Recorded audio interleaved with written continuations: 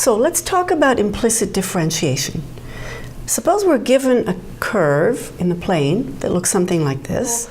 Let's look closely at one particular point on the curve and notice that near here, if we change the x-coordinate, so if we dial up or down the x-coordinate, then the y-coordinate of that point also has to shift in order to stay on that curve.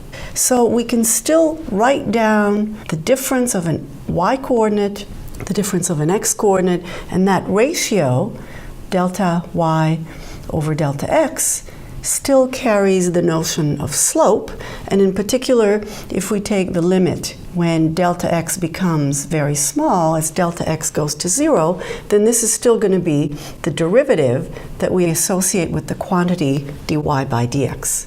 Now, we don't necessarily need to express y as a function of x in order to compute such derivatives. In fact, we'll find that the chain rule will be very helpful to do so.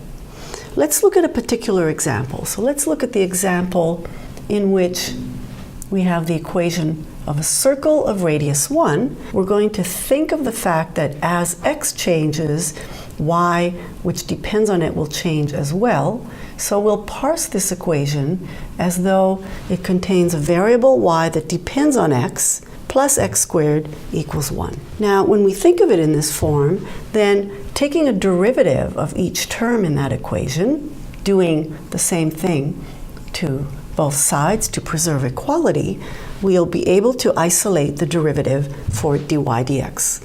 Let's see how that goes. For the first term, the derivative is going to be first a derivative with respect to y, which by the power rule gives us 2y, and the chain rule tells us that we must multiply by dy dx, since we have inside here a function that depends on x.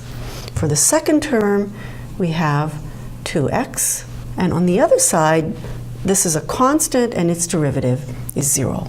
Notice that when we've done this, we can now isolate dy dx by moving everything else to the other side. And when we do so, we get minus 2x over 2y, which can be written simply as minus x over y.